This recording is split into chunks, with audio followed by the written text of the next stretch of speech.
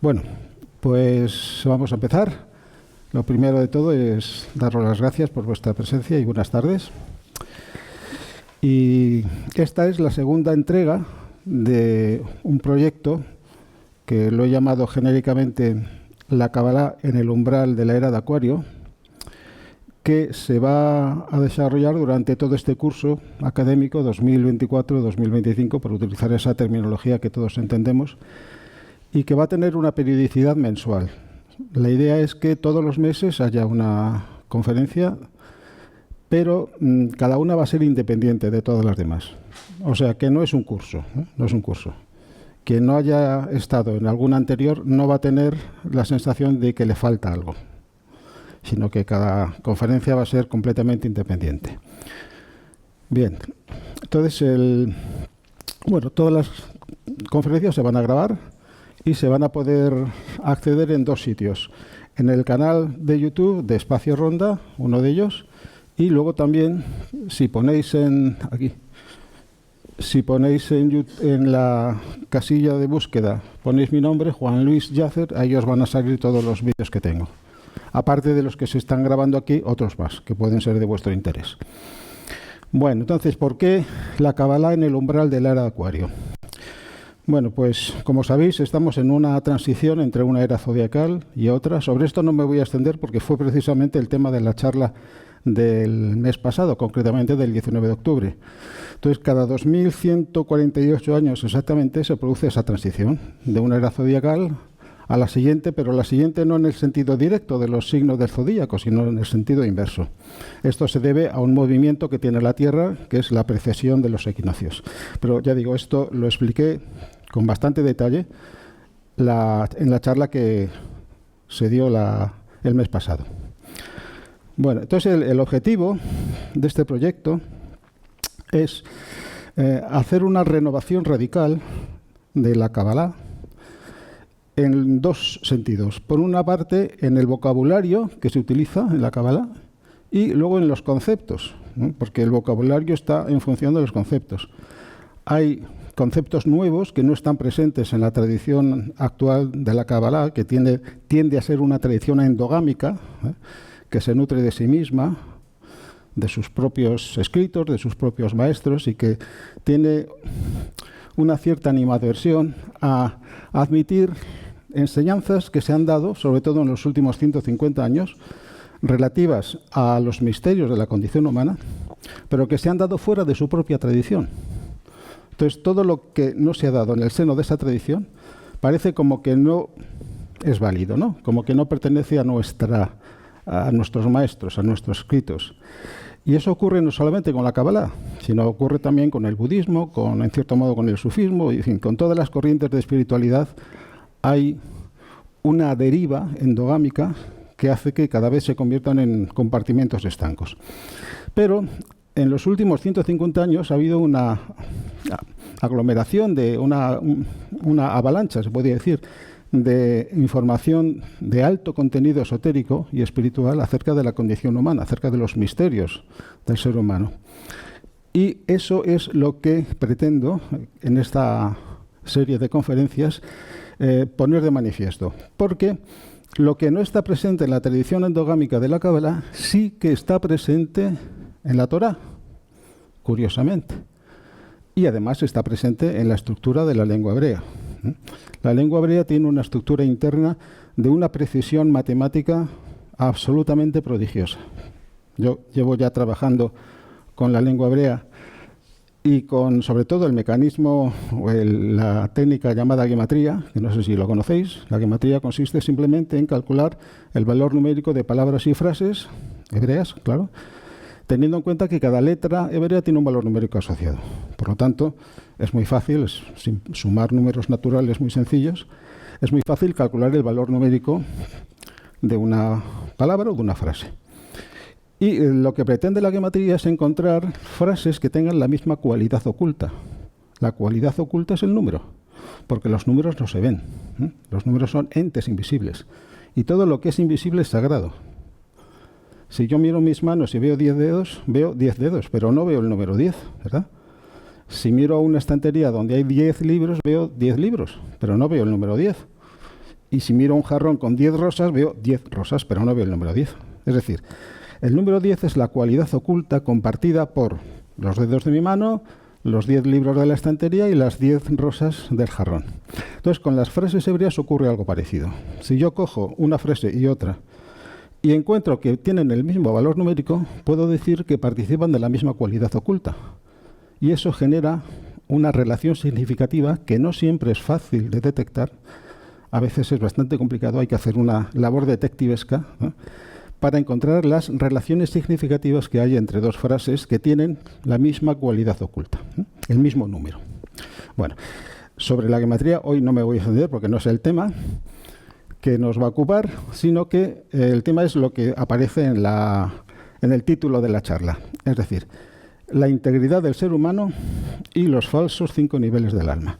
No sé si a alguno os suena lo de los 5 niveles del alma. Es posible que algunos sí, otros no. Pero bueno. Entonces vamos a empezar con el concepto de la integridad del ser humano. Integridad es una palabra que es sinónima de estar completo, estar perfecto. La palabra perfección, que es la cualidad de lo perfecto, se define en el diccionario de una manera bastante equívoca, porque dice es el máximo grado de excelencia o de bondad que se puede alcanzar en una determinada línea. Así que es como define el diccionario de la Real Academia la palabra perfecto. Pero perfecto en realidad no es eso, es estar completo. Estar completo. Y hay un pasaje del Evangelio de Mateo, 5:48, si no recuerdo mal, donde se dice, esto seguramente os sonará a algunos, sed perfectos como vuestro Padre Celestial es perfecto. Es decir, solamente cuando nos reintegremos a la fuente última de la que salimos en su momento y nos identifiquemos con ese que, en una simbología pues, muy natural, muy antropomórfica en el fondo, nos identifiquemos con el Padre en el cielo, que a cada uno de nosotros le corresponde esa entidad llamada Padre en el cielo, le podemos llamar de muchas maneras, la mónada, el espíritu, la chispa divina. En la Kabbalah lo llamamos la Yejidá, una palabra que ya veremos más adelante. Bueno, pues la perfección es eso, es ser completos. Mientras no volvamos a la casa del Padre, como ocurre en la parábola del Hijo Pródigo, que seguramente todos conocéis, ¿no? Este personaje de esta parábola que le pide al Padre la herencia, lo que le corresponde de la herencia, se va a un país lejano, dilapida la herencia, llevando una vida así donde no se priva de nada, y al final acaba dando de comer a unos cerdos. Es decir, toca fondo en su condición humana. Y en ese momento, cuando ya ha tocado fondo, se le despierta una especie de recuerdo trascendente y dice literalmente, en la casa de mi padre a nadie le falta el pan, porque él está dando de comer a los cerdos sabiendo que la comida que es buena para los cerdos no es buena para él. El símbolo por antonomasia de la comida humana es el pan. Entonces, en ese momento se le despierta eso que Platón llamó la anamnesis, la memoria vertical, la memoria hacia el mundo espiritual, ¿no?, que le hace entrar en conciencia de que él estuvo en la casa del Padre en algún momento y que en la casa del Padre no le faltaba de nada. El pan, el alimento, no solamente el alimento del cuerpo, sino el alimento del espíritu. Y entonces decide emprender el viaje de retorno a la casa del Padre. Bueno, entonces vamos a hablar de la integridad del ser humano. Y vamos a empezar haciéndolo de una manera aparentemente muy trivial, muy sencilla, mediante unas declaraciones que todo ser humano puede hacer y que son válidas absolutamente para todo ser humano con independencia de sus coordenadas espacio-temporales. Es decir, coordenada espacial, ¿dónde nació? Coordenada temporal, ¿en qué momento nació? Y luego también independiente de sus coordenadas o sus circunstancias ambientales. En la familia en la que nace, si tiene creencias religiosas o no las tiene, sus opiniones políticas, tipo cultural, del tipo que sea. Esto que vamos a decir ahora es válido para absolutamente todo ser humano, que es lo siguiente. Se dice en 10 segundos. Yo estoy vivo, soy consciente, tengo un cuerpo. Lo repito. Yo estoy vivo, soy consciente y tengo un cuerpo. ¿Verdad? No hay ningún ser humano sobre la faz de la Tierra que no pueda decir esto, con independencia de dónde haya nacido, en qué momento de la historia haya nacido, de cuáles sean sus creencias en cualquier campo, religioso, político, cultural, etcétera, etcétera. Yo estoy vivo, soy consciente, tengo un cuerpo. Esa es la declaración de la Trinidad humana, que algunos conocéis con la expresión espíritu, alma, cuerpo, ¿verdad? ¿Os suena? Espíritu, alma, cuerpo. Bueno, entonces vamos a hacer ya las primeras correspondencias entre esto que acabo de decir. No sé si este es el que pinta bien o no. Hemos dicho, pues no pinta mucho.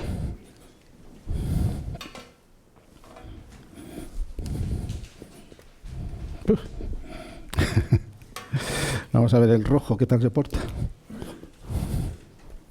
Bueno, se ve más o menos, ¿verdad? Tenemos la vida, la conciencia, voy a dejar aquí un espacio.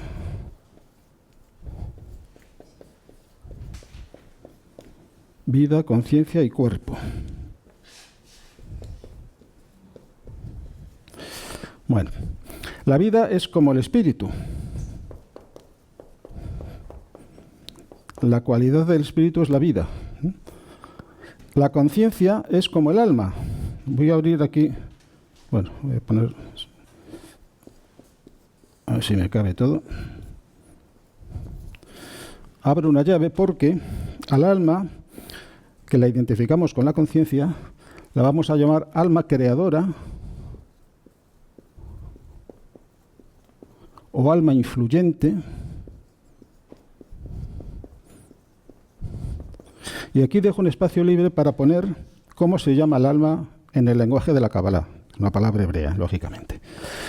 Y luego tengo el cuerpo. Entonces, voy a poner como equivalente a la palabra cuerpo la palabra personalidad,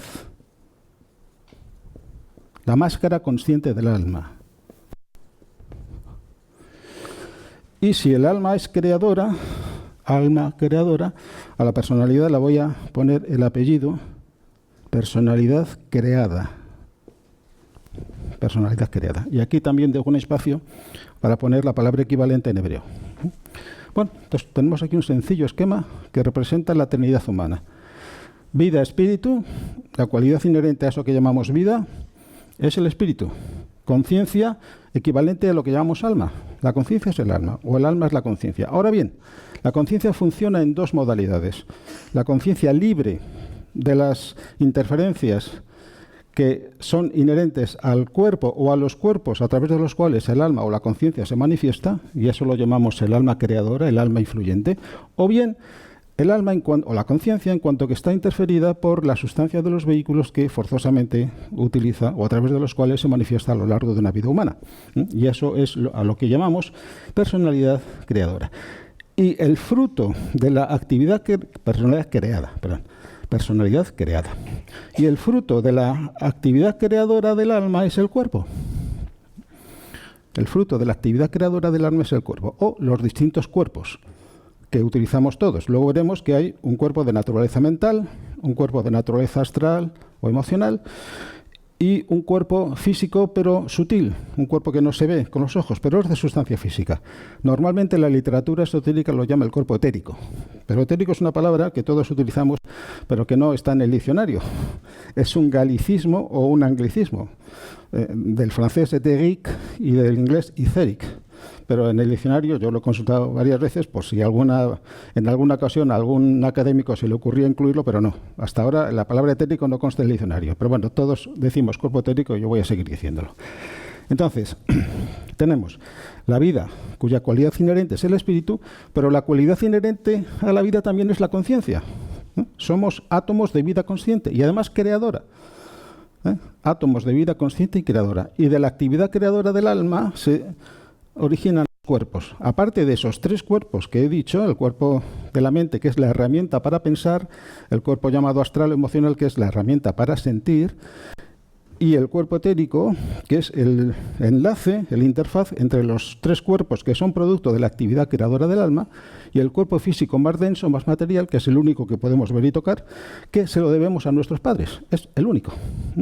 El único cuerpo o vehículo de conciencia que le debemos a la actividad procreadora de los padres es este cuerpo que podemos ver y tocar. Muy bien. Bueno, pues esta es la base de partida desde la cual vamos a empezar a construir un modelo completo, íntegro, perfecto, en el sentido que antes decía de la palabra perfecto, de ser humano. Lo siguiente que puedo decir es que mi cuerpo va a morir. Ese es el acto más seguro que me espera en la vida, y a todos nosotros, es la muerte de mi cuerpo. Y digo, la muerte de mi cuerpo, no mi muerte, porque partimos de una concepción trascendente del ser humano, según la cual la conciencia no es el producto de la actividad integrada del cerebro, sino que es algo más. Es decir, rechazamos todos los modelos reduccionistas de la conciencia, que son los modelos con que se trabaja en la neurología, en las neurociencias, lo que se enseña directa o indirectamente en las facultades de medicina, es que eso que llamamos conciencia, pues es lo que el cerebro hace, ¿no? La mente igual, no hay diferencia entre conciencia y mente, todo viene a ser lo mismo y todo se reduce a la actividad cerebral.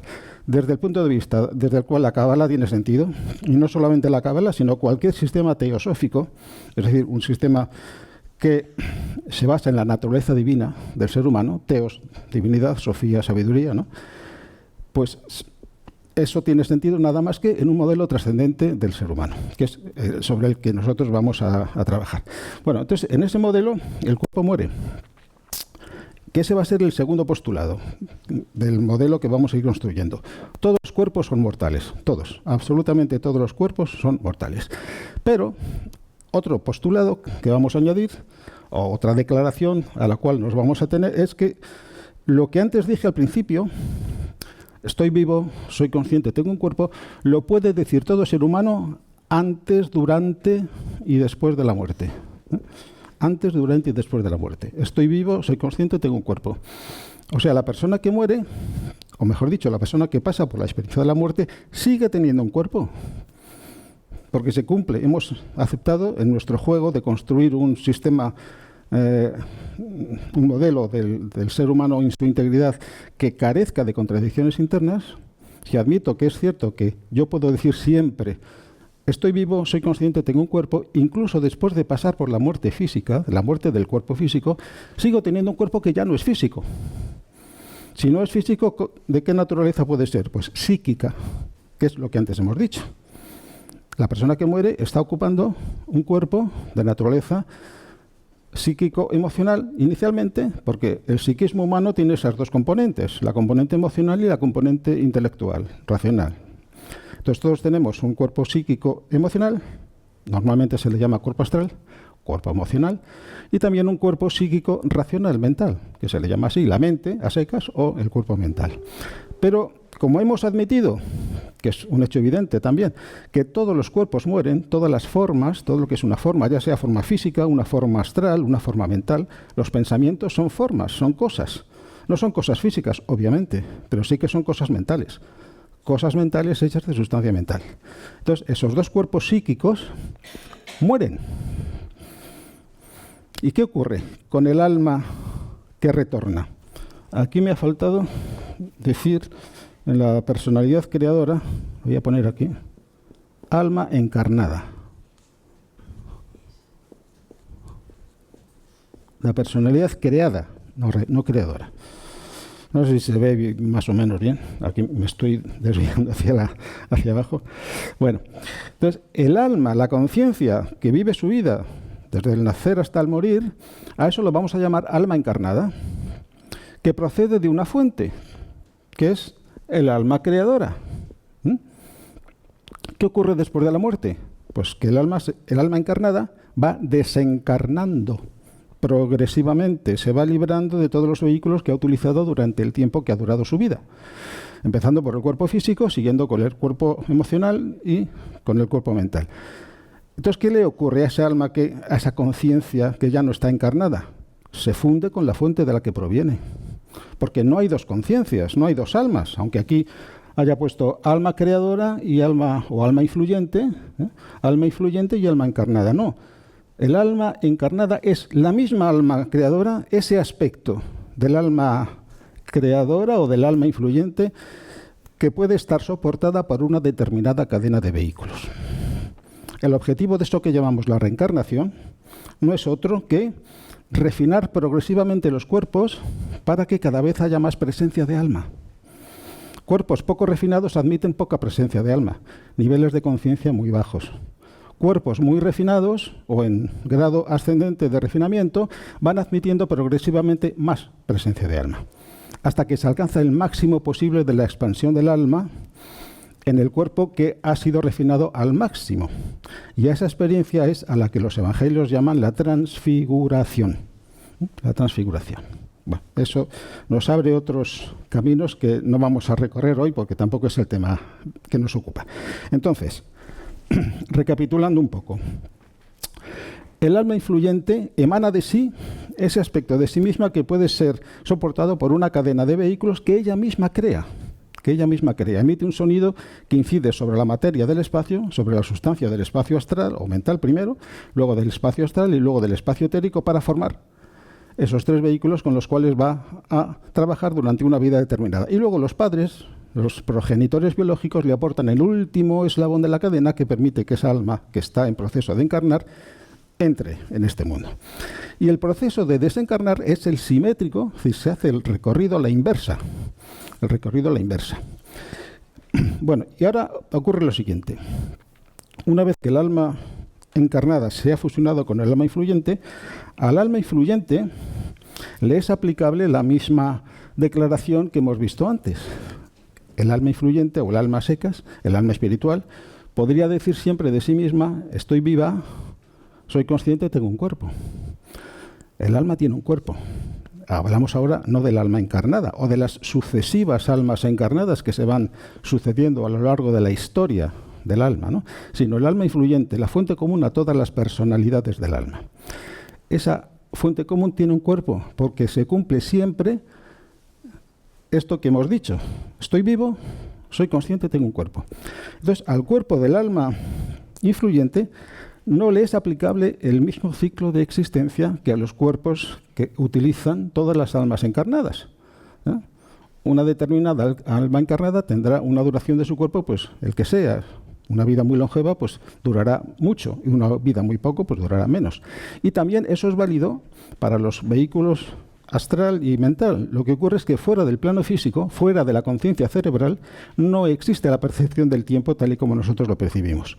Por lo tanto, hay otra escala de tiempo, otras unidades de tiempo, en lo que llamaríamos el plano astral o el plano mental, que no son computables con nuestras unidades de medida. No son computables en horas, siglos, años, ninguna de esas unidades vale. Pero es cierto que todos esos vehículos mueren. Pero el vehículo, el cuerpo que ocupa el alma, dura todo el tiempo que dure el mecanismo de las reencarnaciones sucesivas. Dura todo el tiempo que dure el mecanismo de las encarnaciones sucesivas. Por lo tanto, tiene un ciclo de existencia muchísimo más grande, mayor, en longitud temporal, dentro de lo que sería el tiempo del plano en el que las almas tienen su localización natural, muchísimo más tiempo que el ciclo de existencia de cada uno de los cuerpos que las almas encarnadas estamos utilizando.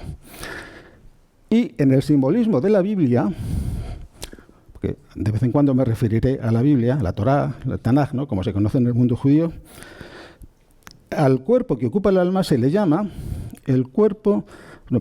la vestidura de lino puro del sumo sacerdote, que oficia en el templo, ¿no?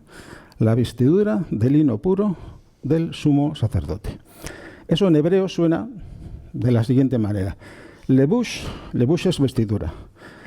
Ha-shesh zach, shesh es lino, ha es el artículo, lebush ha-shesh zach, con una z silbante, es puro. Ha-kohen ha-gadol. Kohen es el sacerdote. Gadol, sumo o grande.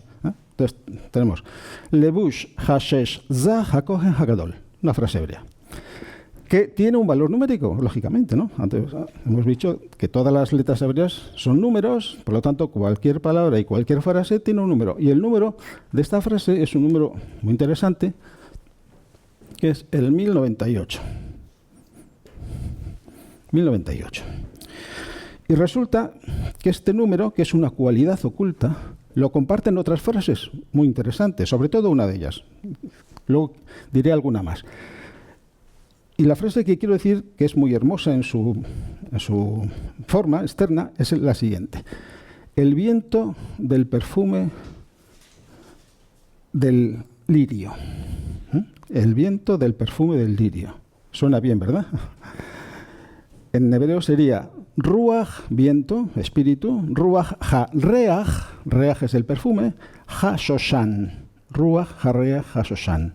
El shoshan es la palabra para designar puede ser un lirio, puede ser un loto, puede ser una rosa o una azucena. En realidad la palabra azucena pues, tiene su origen en la palabra hebrea Shoshan, ¿no? De ahí viene también el nombre Susana, Shoshan, ¿no? El femenino de Shoshan es Shoshana. De ahí es fácil ver la asociación con el nombre de azucena o la flor de la azucena, ¿no? Bueno, pero ¿esto qué me está diciendo? Me está diciendo que todas las almas, en su plano propio, que tienen ese cuerpo que dura todo el tiempo que dure la historia que el alma crea, están asociadas a un lirio. No un lirio físico, obviamente, sino a una estructura que tiene una forma de flor, inicialmente en capullo, que progresivamente, a medida que van transcurriendo las vidas, una tras otra, se va abriendo, descubriendo toda su estructura interna, de la cual no nos vamos a ocupar tampoco ahora. Seguramente en alguna charla nos dedicaremos exclusivamente a hablar del lirio, que en otras tradiciones se le denomina el Anandamaya Kosha. No sé si os suena esta palabra. Es una palabra de la escuela Vedanta que significa el cuerpo de beatitud. También se le conoce como el Karana Sharira. En los Upanishads aparece esta expresión, que significa cuerpo causal. Es exactamente el mismo concepto que está presente en muchas tradiciones religiosas. En hebreo o en la Kabbalah lo llamamos el lirio, Shoshan. Shoshan. ¿Y qué es este lirio? ¿Qué función cumple? Bueno, pues el lirio es un depósito de energía espiritual que le permite al alma iniciar, continuar y culminar su historia. Iniciar, continuar y culminar su historia. Porque el alma en el fondo es como un enviado. Otra palabra para el alma es Mashiach, en hebreo, que significa el ungido. En griego, Mashiach es Christos. De ahí viene la palabra Cristo, el ungido. Entonces, ¿quién es el Mesías? ¿Quién es el ungido? Alguien al que se le encomienda una tarea. Alguien a quien se le juzga o se le estima adecuado para cumplir con éxito una determinada tarea. Entonces, imaginaos una situación muy sencilla del mundo diario, ¿no? Es como si vuestro jefe os llama y os dice, tienes que irte a tal país o tal ciudad para hacer tal cosa. Y te vamos a ingresar en una cuenta una cantidad de dinero que es lo que vas a necesitar para llevar a cabo tu tarea. Bueno, pues esta persona que recibe este encargo es como si fuera un enviado, un Mesías, un Christos, en un contexto absolutamente laico, ¿no? Profano.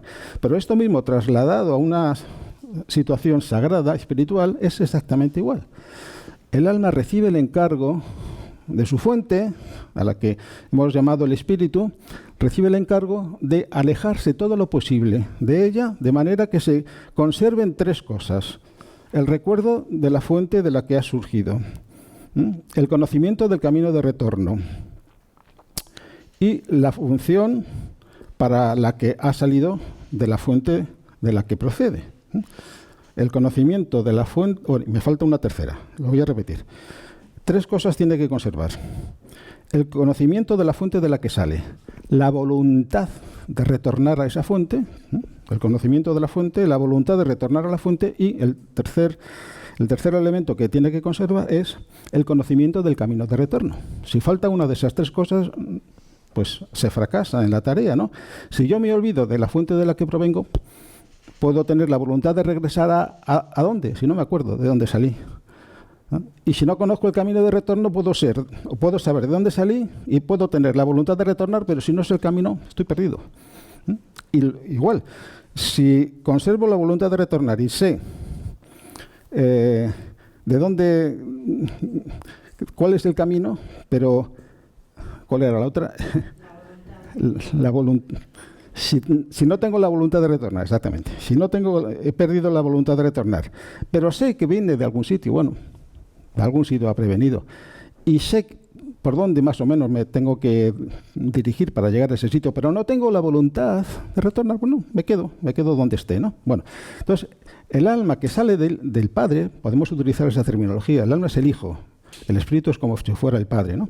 El alma que sale de su fuente espiritual sabe que tiene que cumplir una misión, pero al mismo tiempo sabe que tiene que retornar. ¿Cuándo? Solamente cuando haya cumplido la misión. Es como este empleado que solamente puede volver a la empresa donde le ha sido asignada esa misión cuando haya cumplido la tarea.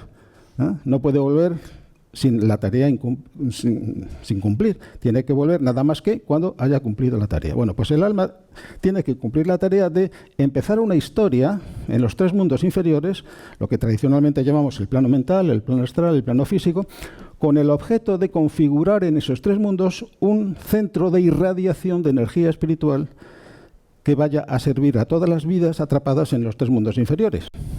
Vidas elementales que son las componentes, las integrantes de los 3 vehículos que todas las almas utilizan para manifestarse en esta vida que estamos todos viviendo. Es una actividad de servicio. Las almas caen, son ángeles caídos. Todas las almas son ángeles caídos. Pero caen no por un castigo que se les impone, por una presunta desobediencia, como es lo que se dice, ¿no?, en la fábula, leyenda falsa de los ángeles caídos, ¿no? Cumplen por un acto de amor a las vidas atrapadas en los mundos inferiores que, sin el concurso de la energía que solamente las almas pueden irradiar, estarían permanentemente atrapadas en esos mundos más densos. Bueno, entonces, ya tenemos los vehículos que utilizan las almas cuando encarnan, que tienen un ciclo de existencia muy corto, el vehículo que utiliza el alma, que tiene un ciclo de existencia mucho más largo, desde que empezó la primera vida hasta la última. Y una herramienta de la que dispone el alma, que es el lirio, el cuerpo causal, que contiene toda la energía que el alma necesita para cumplir su tarea, para cumplir su misión. Bueno, ¿y qué ocurre? Cuando el alma ha cumplido su misión, ¿qué ocurre? Hemos dicho antes que todos los cuerpos mueren. Bueno, pues ese cuerpo que ocupa el alma simbólicamente, el cuerpo hecho de lino puro, que es el que utiliza el sumo sacerdote cuando oficia dentro del templo, muere. Y la herramienta que le ha servido al alma para cumplir su tarea es el lirio, que en ese momento, en la última vida humana, ya no es un capullo cerrado, sino que es una flor abierta de manera majestuosa, con toda una sinfonía de perfumes, de colores y de sonidos. Algo absolutamente inimaginable, la belleza que tiene el lirio una vez que ha alcanzado su máximo esplendor. Ese lirio, podéis poner loto, rosa, la flor que más os guste. En ese momento culminante se destruye, nunca se marchita, nunca se marchita. Es una flor que cuando alcanza su máximo grado de esplendor desaparece en una explosión de fuego, porque dentro del lirio hay una joya que conserva, o que es como un punto de energía espiritual pura, que es la causante de la destrucción del lirio, del cuerpo causal, una vez que éste ha cumplido su misión. No sé si habéis oído ese mantra tan famoso que es Om Mani Padme Hum, del budismo tibetano, también en la India. ¿Qué quiere decir ese mantra? O la joya en el loto. Om es una invocación. Mani, joya. Padme, el loto. Padme es loto. Bueno, se refiere a esto. No se refiere a un mantra, un sonido de poder que se repite de una manera más o menos rutinaria, no. Se refiere a una realidad que todos tenemos en nuestra estructura energética. Igual que todos tenemos corazón, pulmones, cerebro, etcétera, etcétera, todos tenemos esa flor que se va abriendo de manera progresiva hasta alcanzar su máximo grado de apertura, el lirio, el shoshan. Bueno, entonces, ¿qué le ocurre al alma cuando se libera de su cuerpo, que ha estado ocupando durante ciclos y ciclos y ciclos de vida de sus personalidades encarnadas? Pues vuelve a la fuente, tan sencillo como eso. ¿Ah? Bueno, pues en ese esquema está contenida toda la historia del ser humano, en ese sencillo esquema. En ese modelo está contenida toda la expresión del ser humano en su perfección, en su integridad. Bueno, y ahora, bueno, lo voy a dibujar de una manera muy sencilla para que se vea, porque a veces los gráficos ayudan. Voy a dibujar esto y ahora os explico.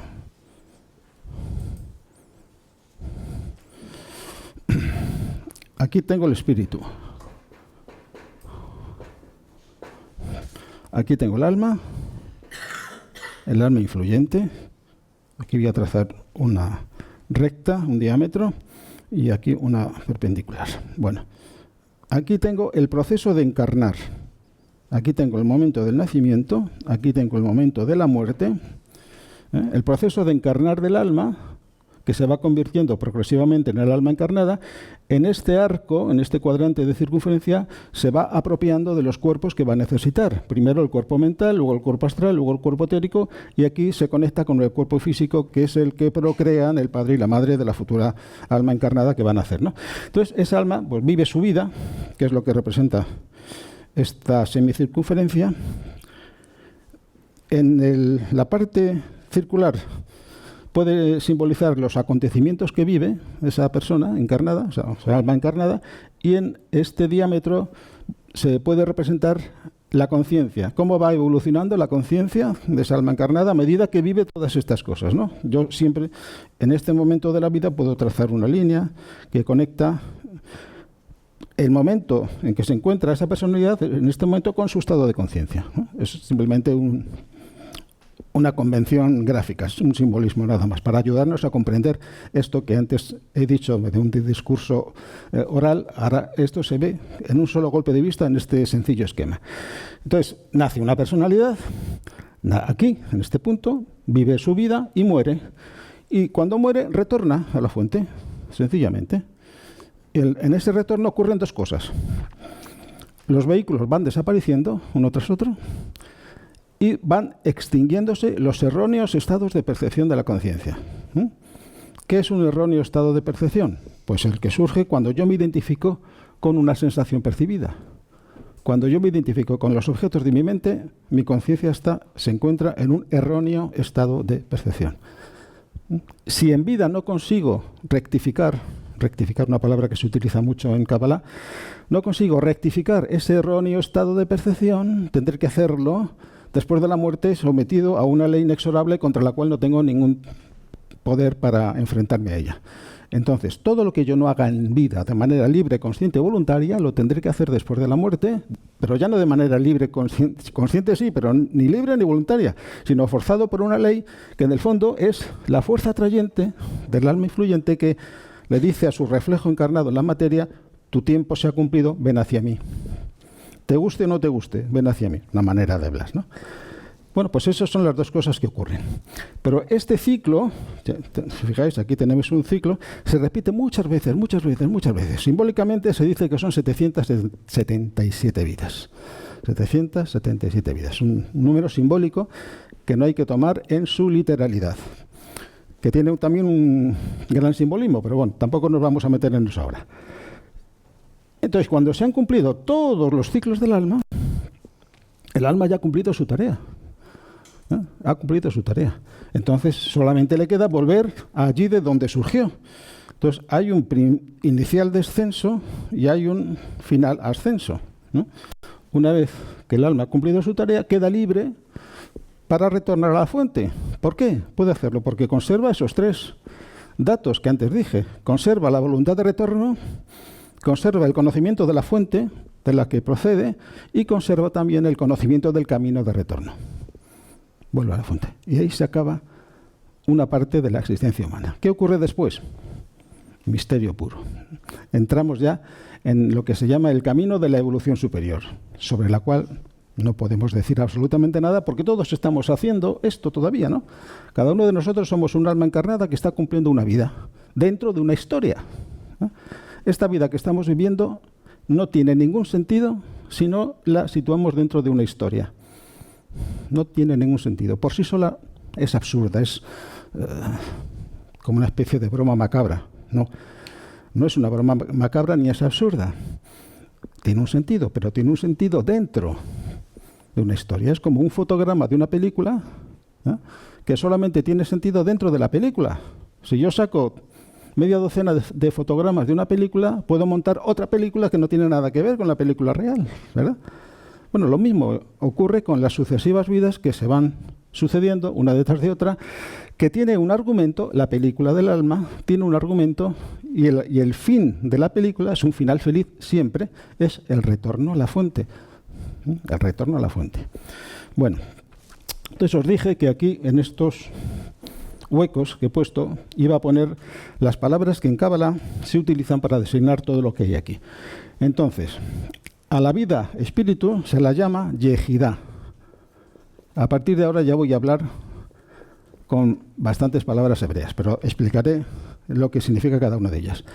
A la vida espiritual, a la fuente última, a la identidad suprema, en Kabbalah se la llama la Yehidá. Al alma se la llama la Neshama.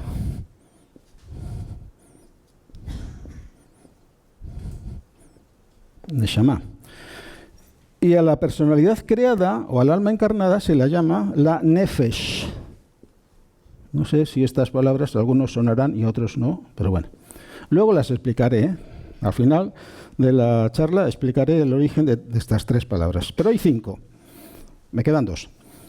Entonces, una de ellas es Hayá. ¿Qué se llama Hayá? Pues Hayá, aquí se ve mejor, es este espacio que media entre el alma y la fuente espiritual a la que retorna. A esto le llamamos Hayá. Y la quinta que me queda es Ruach. Ruach literalmente significa viento.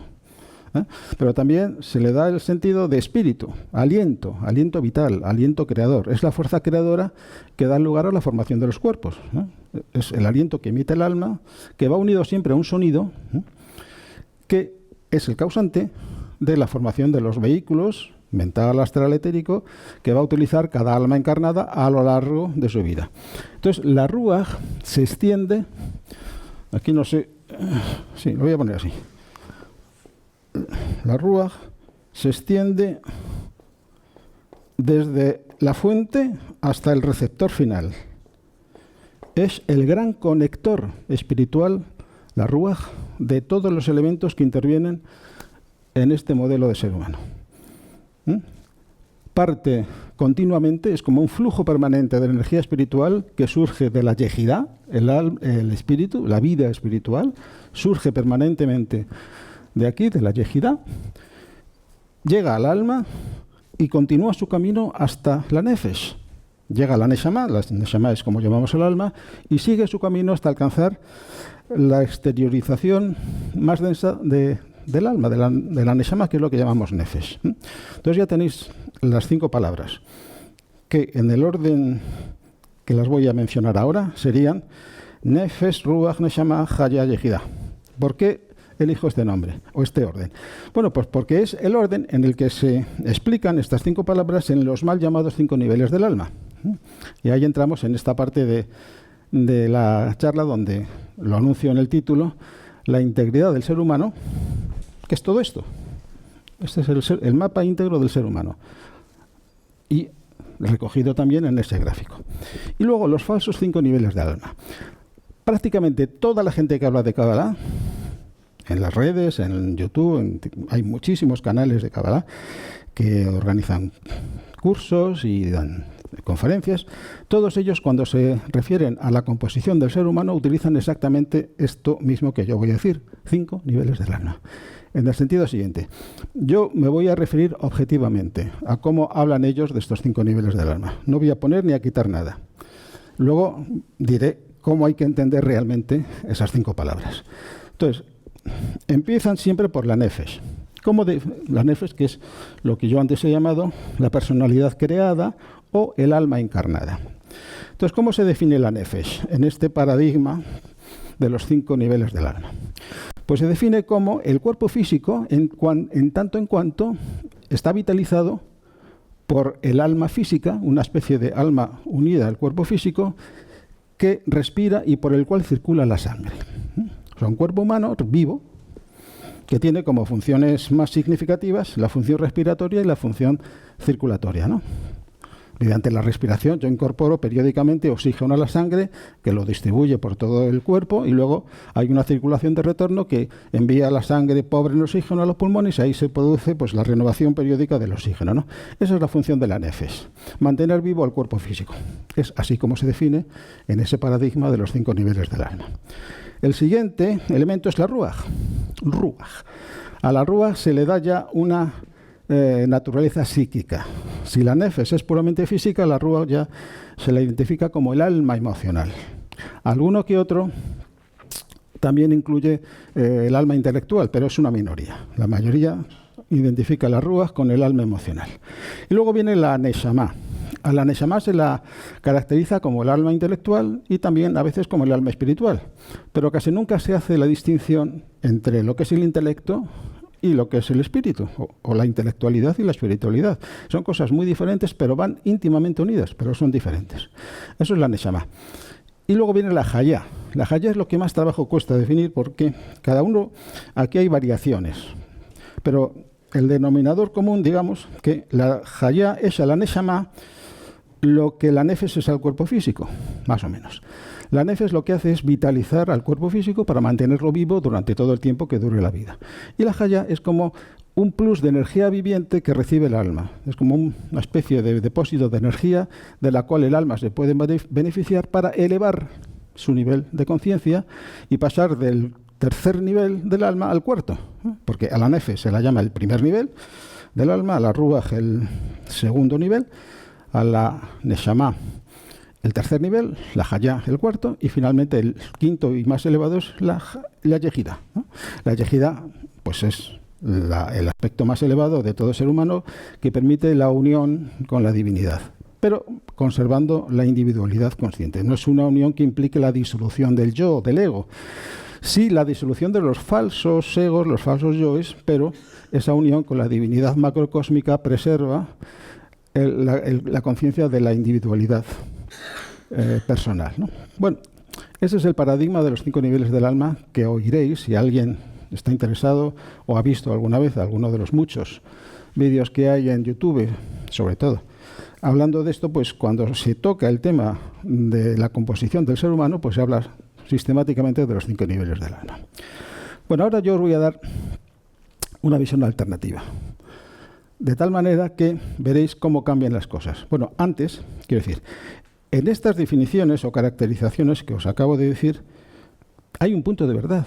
Es decir, yo no digo que todo lo que dicen quienes hablan de los 5 niveles del alma sea erróneo, ni muchísimo menos. En todo eso hay un punto de verdad, pero no está toda la verdad. No está toda la verdad. Y la verdad que falta es tan importante, es tan decisiva, que quedarse con ese paradigma introduce una distorsión absoluta dentro de ese modelo que pretende ser un modelo que refleje la integridad del ser humano, que es lo que hemos visto aquí y que está reflejado en este otro gráfico. Bien, entonces lo que voy a hacer ahora es volver a dar un repaso a estas 5 palabras, pero acudiendo a la raíz de cada una de ellas. Porque todas las palabras hebreas se derivan de una raíz trilítera, de 3 letras, que es la que imparte significado a toda una familia de palabras que tienen como fuente común esa raíz. Entonces vamos a empezar por la palabra nefesh, que es una palabra, parece ser de origen acadio. Los acadios, ya sabéis que un pueblo semita que vivió hace unos cuantos miles de años en la zona de Mesopotamia, que sucedió a los sumerios, y que, claro, lógicamente, pues tenían su lengua y su léxico. Entonces, la palabra nefesh viene del acadio. ¿Qué significa nefesh? O mejor dicho, ¿cuál es la raíz de la palabra nefesh? Pues es nafash, se compone de 3 letras, y aquí voy a intentar hacer... No tengo más remedio que borrar esto. Si se deja, que no. Y aquí sí, bueno, esto se deja mejor. Bueno, el diagrama yo creo que ha quedado claro. Bueno, entonces, la palabra nefesh, ya voy a introducir letras hebreas para que sepáis que todo esto, pues, son palabras con transliteración en letras latinas de letras hebreas, ¿no? La palabra nefesh en hebreo se escribe de esta manera.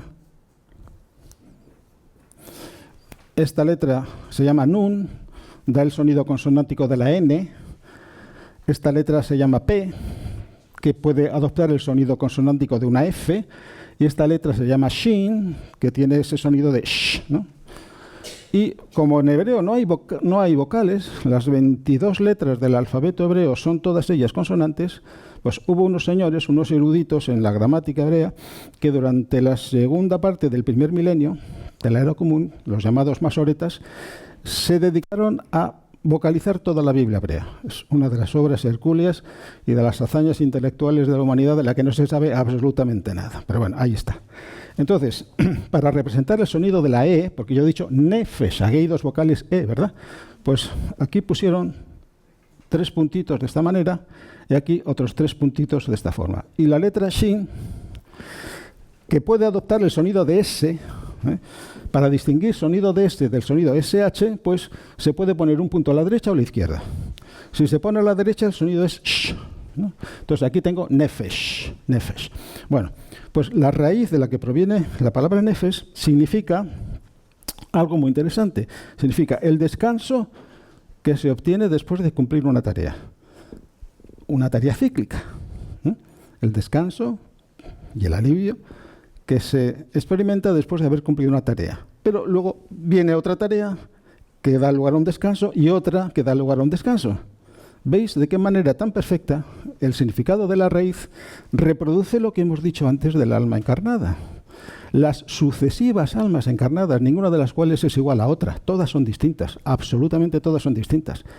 Cada alma encarnada tiene una tarea que hacer, la vida que estamos haciendo, es nuestro trabajo. Nuestro trabajo es vivir esta vida de la mejor manera que seamos capaces, ¿no? Y una vez que acabamos este trabajo, volvemos a descansar a nuestra fuente, a nuestro hogar. ¿Nuestro hogar cuál es? El alma influyente de la que surgimos y a la que retornaremos una vez cumplido el trabajo de esta vida. Y eso se repite una y otra vez, una y otra vez, una y otra vez. De ahí el significado de esa raíz, que es muy claro. El descanso que se obtiene después de cumplir un trabajo. También la palabra nefesh se utiliza para designar un monumento funerario. Fijaos las connotaciones tan interesantes que tiene esto.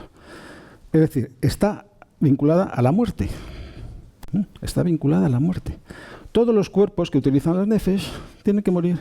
Y la propia nefesh es como si se extinguiera, que no se extingue, pero deja de ser como tal. Es decir, la personalidad que estamos siendo, no que somos, sino que estamos siendo todos y cada uno de nosotros, dejará de existir en el momento en que hayamos retornado a la fuente, al alma. Nunca más volveremos con las mismas personalidades que somos ahora. Pero eso no nos debe de causar ninguna angustia existencial de pérdida. Muchas gracias, Carmen. Gracias. Qué detalle. Bueno, pues decía que las personalidades que estamos siendo todos ahora son únicas e irrepetibles. Nunca más volveremos, nuestra alma nunca más manifestará una máscara consciente de ella misma con exactamente la misma personalidad que estamos siendo nosotros ahora. Por lo tanto, esa personalidad es como si muriera, pero no muere en realidad. Lo que muere, lo que acaba para siempre es esa personalidad. Pero la fuente de la que proviene esa personalidad emite otra personalidad, que es la continuación de la anterior. Es decir, esta vida es la consecuencia de toda una cadena de vidas anteriores, ninguna de las cuales las hemos vivido nosotros con nuestra personalidad actual. Por eso la frase tan repetida, yo en una vida anterior fui fulanito o tal persona, no tiene sentido. Porque el tú, el yo que habla de esa manera, nunca antes existió. Nunca. Y nunca más volverá a existir. Yo puedo decir, en una vida anterior vivió una persona, hombre, mujer, en tal sitio, en tal otro, que es la vida que me ha precedido a esta vida que yo estoy viviendo. Yo no era esa persona.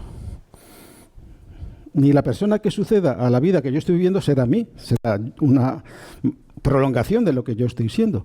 Todas esas cadenas de personalidades provienen de la misma fuente y ese es el hilo conductor, como el hilo donde están ensartadas las perlas de un collar, ese es el hilo conductor que define la historia del alma. Todas las personalidades provienen de la misma fuente, porque somos el alma.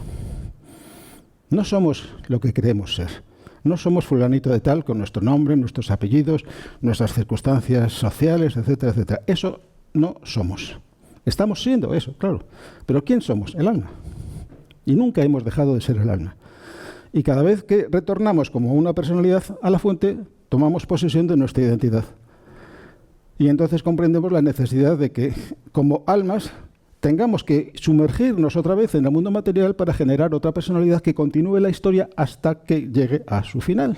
Es decir, hasta que haya una personalidad que pueda identificarse totalmente, por su alto nivel de conciencia, que pueda identificarse completamente con la fuente, de manera que se produzca la fusión total. Ya no se necesita más reencarnar, pero solamente cuando se haya cumplido esa condición. Bueno, entonces, Nefesh significa eso. La ciclidad de las manifestaciones de las almas encarnadas que se van sucediendo unas a otras. Vamos a la siguiente palabra, Ruach. Ruach es viento, literalmente, viento. Fijaos, ocurre una cosa muy interesante en el hebreo, que es una lengua muy refractaria a los conceptos, a las ideas. Todos los conceptos están siempre referidos a cosas que sean sensorialmente perceptibles. Por ejemplo, el espíritu. No hay concepto más abstracto que el espíritu. El espíritu invisible, intangible. Bueno, el espíritu se simboliza por el viento. El viento, que no lo vemos, pero lo sentimos, ¿no? No lo vemos con los ojos, pero lo sentimos con la piel. A veces el viento produce fenómenos acústicos, ¿no? Pero es una producción indirecta del viento. En realidad, el órgano sensorial que percibe el viento es la piel. Y todos en el lenguaje coloquial decimos esto lo he sentido en la piel, ¿no? Como cuando queremos expresar una vivencia muy intensa, muy profunda, muy íntima, muchas veces acudimos al simbolismo de la piel, lo vivo en la piel, ¿no? Bueno, pues la piel es quien reconoce al viento. Entonces el viento es el espíritu. Y de la misma manera que nosotros no podemos vivir en ausencia de aire, de atmósfera, porque el viento en realidad es, como aprendimos alguna vez, ¿no?, el aire en movimiento.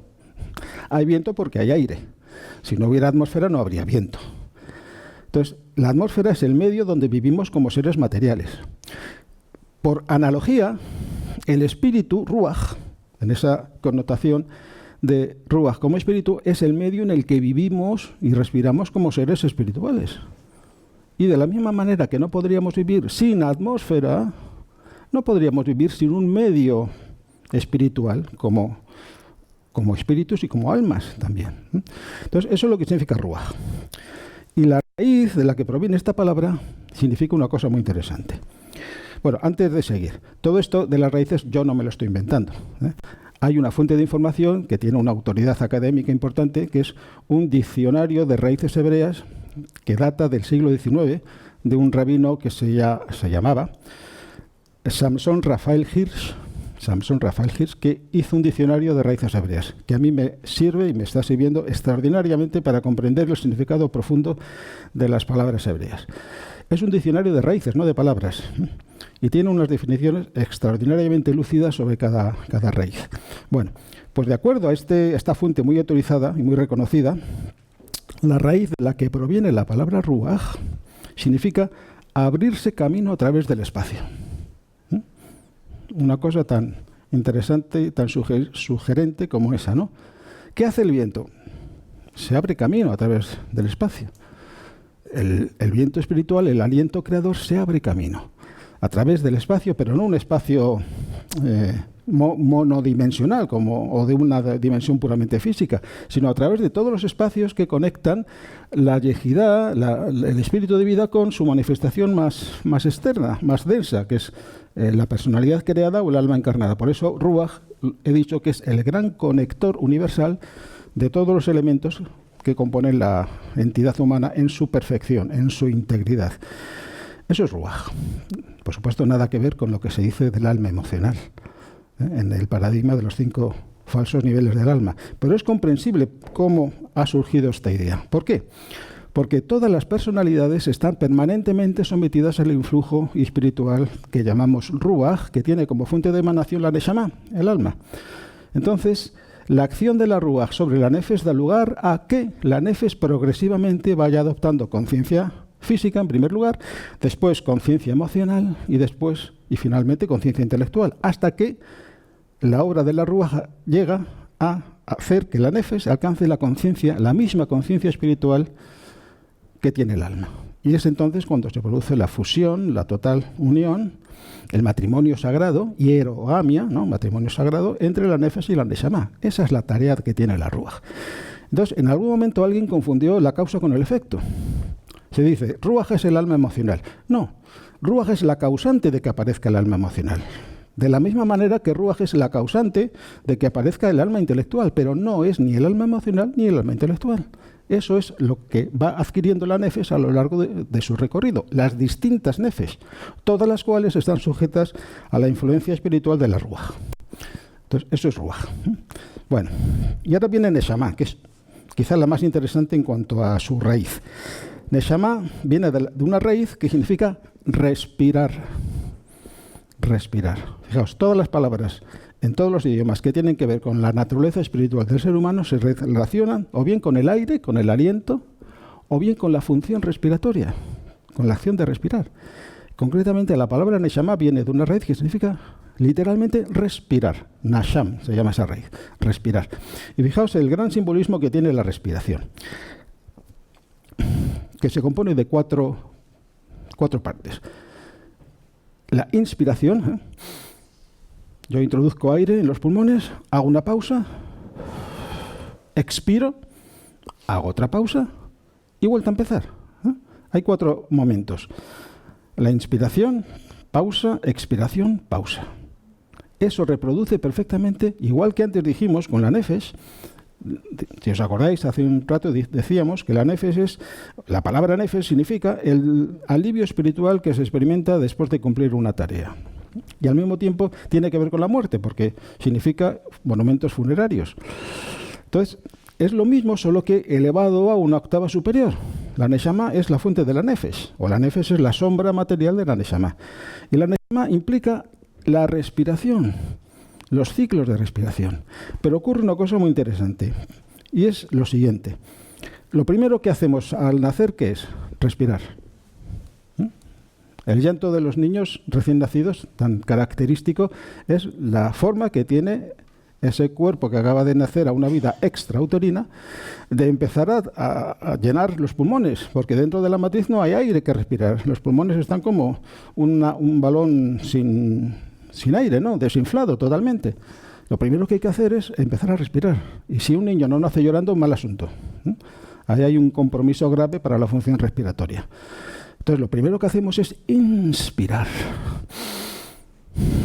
¿Y qué es lo último que hacemos? Exhalar el último aliento, ¿verdad? Expirar.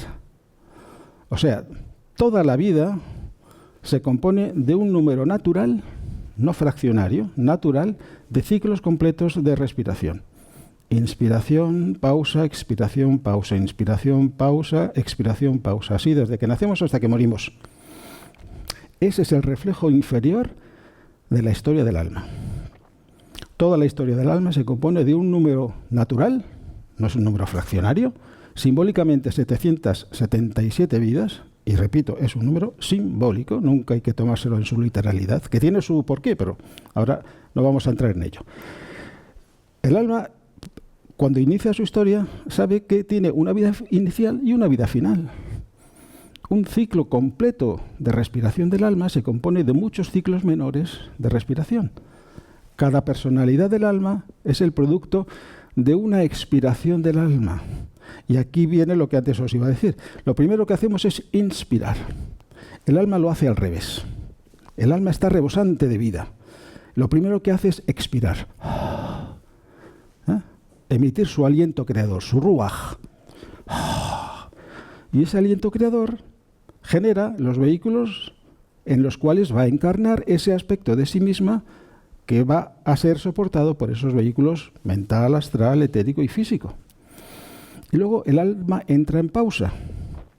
Esa pausa lo es para el alma encarnada no, es la actividad de su vida, desde que nace hasta que muere.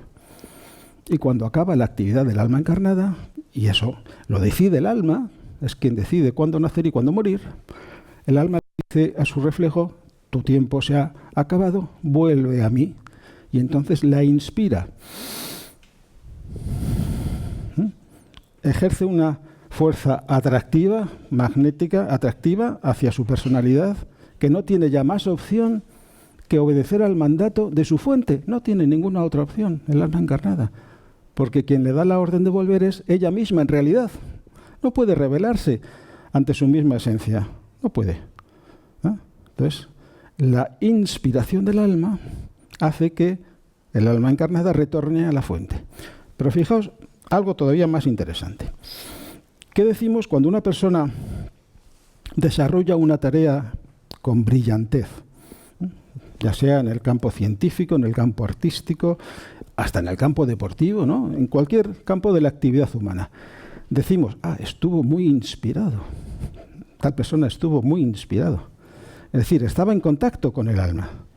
Porque el alma no se limita a inspirar, a hacer ese movimiento atractivo ascendente que pone fin a la vida de su reflejo encarnado. Continuamente el alma está inspirando a su reflejo, que es el estímulo que le lanza a ese reflejo para que se ponga en contacto con ella. Entonces, cuando yo estoy inspirado, estoy en contacto con el alma. Y cualquier cosa que haga, que piense o que sienta mientras estoy en sintonía con el alma, será un acto de inspiración. Si me dedico al arte, pues compondré una melodía maravillosa, una canción muy inspirada, o si soy escritor, pues compondré una novela, un poema, o X. Si soy un científico, pues haré un gran descubrimiento cuando estoy inspirado, cuando estoy en la proximidad del alma y en contacto con mi fuente de inspiración, que es el alma. ¿No? Bueno, ¿veis el sentido tan profundo que tiene la raíz de la palabra neshama, que es la respiración? Entonces, cuando acaba todo el ciclo completo de la respiración del alma, el alma sabe que su trabajo ha concluido. Y ya lo único que le queda es volver a la fuente. Y el camino que media entre el alma que toma la decisión de volver a la fuente y la fuente, esa especie de medio espiritual, es a lo que le llamamos Hayá. Que la palabra Hayá significa vida, simplemente vida. Vida. Vida en hebreo se dice de dos maneras. Hay, vida, y Hayim, que también es vida. Aunque es un plural, técnicamente todo lo que acaba en im es como un plural. Pero Hayim nunca se define como vidas, sino vida, porque la vida es una. Aunque esté gramaticalmente esté en plural, esa palabra, el plural no anula la unicidad de la vida. Hayim, la vida. Entonces, Hayá es el polo opuesto y complementario de la Nefesh. Fijaos, hemos hablado de la Nefesh nada más que teniendo en cuenta el momento posterior a la individualización. A eso que en la Biblia, en el primer capítulo del Génesis, se lo denomina la creación de Adán. En el versículo número 26 se dice, bueno, se pone en boca de Elohim, esta palabra también tan misteriosa, hagamos al hombre a nuestra imagen y semejanza. Y entonces aparece Adán. ¿Qué ocurre con la Nefesh y la Hayá antes de que aparezca Adán? Pues lo vamos a explicar. La Nefesh representa el polo material de la Yejidá. La Nefesh representa el polo material de la Yejidá, lo que llamamos materia. Pero materia viva, no materia inerte, porque en la creación no hay nada que sea inerte. Todo está vivo, absolutamente todo está vivo. Y Hayá es el polo espiritual. El polo espiritual de la Nefesh, de la Yejidá, es Hayá. Entonces tenemos la Yejidá que se extiende, no sé si aquí lo puedo poner. Tengo la Hayá, la Yejidá que se extiende en la Hayá y en la Nefesh. Esto es lo que llamamos el espíritu y esto es lo que llamamos la materia. Pero ambas están en contacto permanente mediante la Ruaj. Y durante muchos ciclos, la Nefesh, que es la materia viva, va adoptando formas minerales, primero formas vegetales, después formas animales, finalmente hasta que se alcanza la forma humana. La razón de ser de que la Yejidá emita su polo espiritual, Hayá, y su polo material, Nefesh, es producir el cuerpo humano. Lo primero que hace la Yejidá es crear un cuerpo humano, un vehículo donde pueda encarnar su enviada, la Neshama, o su enviado, el alma, porque sin un cuerpo no puede hacer nada. Es como si cada uno de nosotros estuviera a la espera de que se acabara la casa que hemos ordenado construir. Hasta que la casa no esté habitable, yo estoy fuera, no puedo tomar posesión de ella. Entonces, la acción permanente que la Hayá ejerce sobre la Nefesh, porque Hayá es el impulso de vida orientado hacia la consecución de un propósito. Eso es la Hayá. Y la Nefesh es la receptora de ese impulso de vida.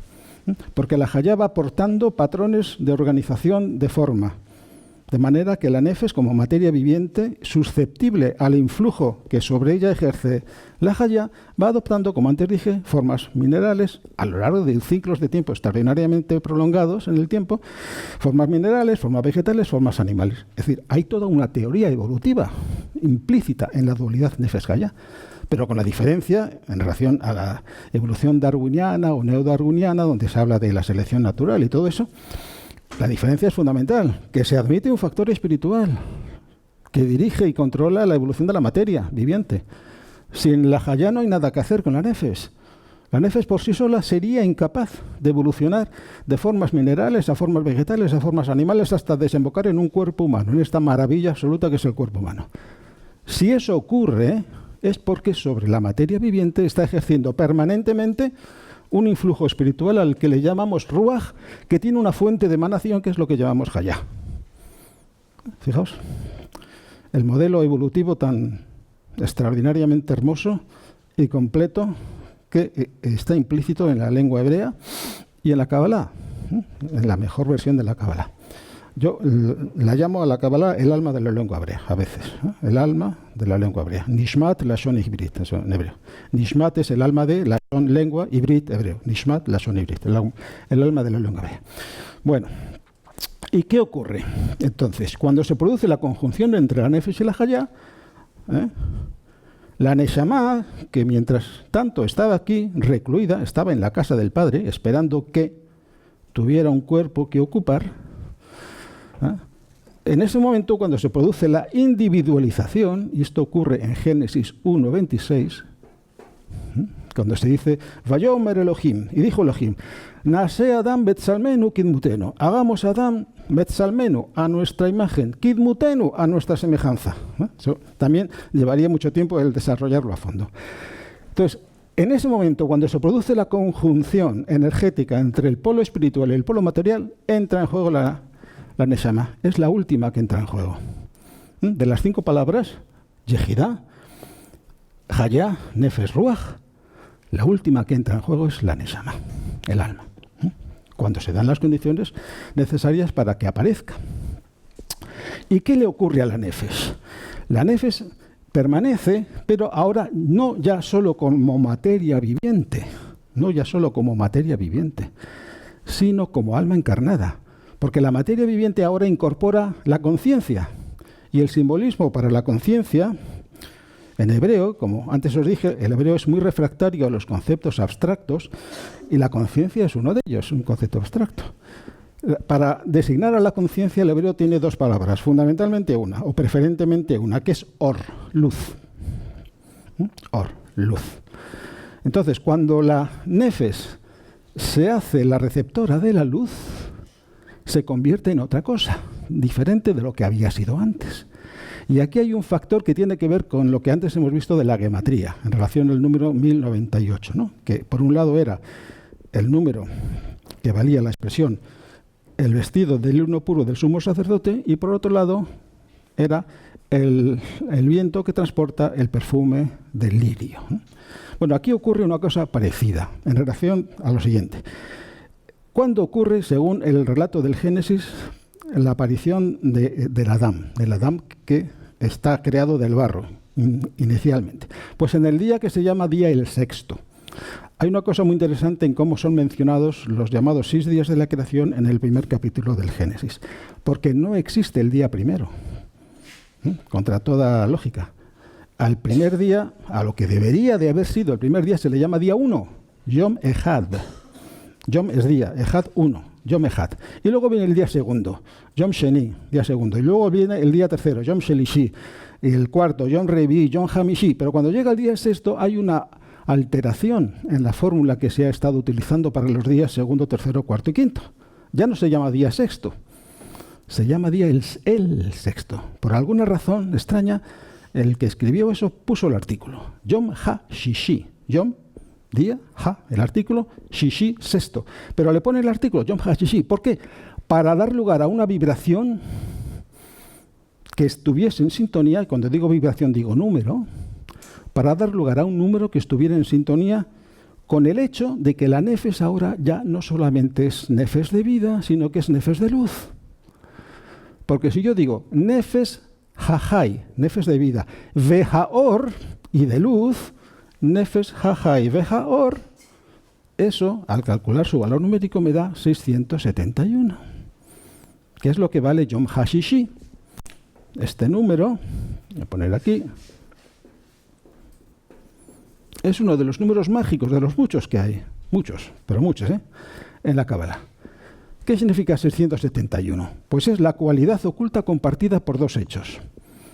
Uno, el día el sexto, porque si se le quita el artículo, ya no vale 671, valdría 666. Que no es un número maligno como la gente se piensa, ¿no? El número satánio, no, es un número como otro cualquiera que vale, que es la cualidad oculta de muchas cosas, todas ellas benéficas y maravillosas. Porque el término de Satán, Hasatán, pues sería otro tema que tampoco lo vamos a desarrollar ahora.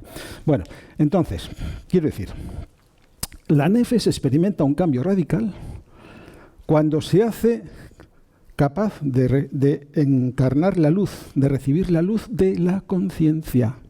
Y eso ocurre en el día el sexto, Yom HaShishi. Porque al decir Yom HaShishi, se está emitiendo una vibración, una energía que está en perfecta sintonía con el hecho de que la nefesh ya no es solamente nefesh de vida, sino que también es nefesh de luz. Y eso lo expreso de la siguiente manera. Nefesh, ha, el artículo, hai, nefesh ha, hai, nefesh de vida, ve, la conjunción copulativa, ve, ha, or, y de luz. ¿Se entiende eso, no? Aunque no entendáis las palabras, pero os he dicho lo que significa. Cuando yo digo una palabra en hebreo, digo lo que significa. Nefesh, la materia viviente. Viviente, por lo tanto, nefesh de vida. Nefesh ha-hai. Ha, el artículo hai, vida. Nefesh ha-hai. No es tan difícil. Ve, el artículo i. Ha-or, y de luz. La nefesh ya no solamente es materia viviente, sin conciencia, aunque la conciencia o el psiquismo, el campo psíquico asociado a una forma mineral, se aumenta cuando la forma es vegetal, que a su vez se aumenta cuando la forma es animal. Pero ese campo psíquico se resuelve en una mente individualizada, unida a una conciencia. Esto que yo creo que se entiende. Y esa conciencia es la luz. Solamente cuando la nefesh se capacita para ser la receptora de la luz, es cuando ocurre el descenso de la Neshama desde la casa del Padre para ocupar su cuerpo, preparado durante todo ese ciclo, el cuerpo del alma, esa vestidura de lino puro del sumo sacerdote se va formando lentamente durante todo el proceso de evolución del binomio Nefesh Hayah, Nefesh Hayah, Nefesh Hayah. Luego diré una cosa interesante en relación a este binomio de Nefesh Hayah. Y al mismo tiempo se va formando progresivamente el lirio, el Shoshan. Durante todo el ciclo mineral, vegetal, animal, hasta desembocar en el ciclo humano, el Shoshan progresivamente se va formando. Desde el momento, o hasta el momento en que cuando ocurre la conjunción Nefesh Hayah, ya está formado. Como un capullo. Claro, no está formado como una flor abierta. Está formada como un capullo cerrado sobre sí mismo. Bueno, no sé cómo andamos de tiempo. Te voy a mirar menos 10. ¿Que las 9? Ah, bueno, pues voy a acabar ya. Vale, pues voy a acabar. Bueno, estamos hasta la 1:30, tenemos media hora de preguntas y comentarios. Bueno, pues yo creo que ya lo he dicho todo, lo referente a las 5 palabras, pero en esta nueva versión donde acudimos a las raíces, la raíz de Nefesh, la raíz de Ruach, de Neshamak, la respiración, Hayah, lo hemos visto, y luego Yehida. Yehida, la raíz es Yahad, que significa unirse. Por lo tanto, la Yehida es eso con lo que se une, ese ser, esa entidad espiritual viviente, con la cual se une, se identifica la Neshama en su camino de retorno. Bueno, pues esto es más o menos lo que os quería decir, que me quedan, como siempre pasa, muchas cosas en el tintero, pero bien, para 1:30 está bien.